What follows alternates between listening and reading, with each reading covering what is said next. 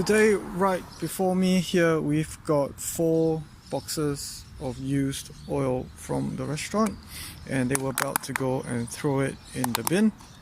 But not so when you have the Compot. You can literally just pour everything inside. This looks like animal fat or some kind of gravy or stock.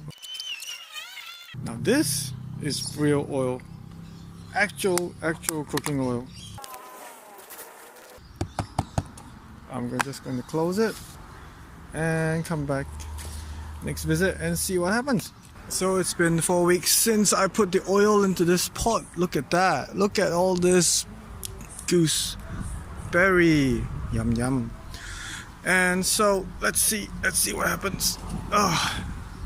Not bad. So basically reduced down to nothingness and all the fat that's just left in there.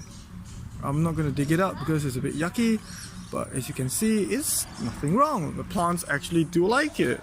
So this Cape gooseberry next to the pot there, alright, compares to this Cape gooseberry, which, well, it's just this size.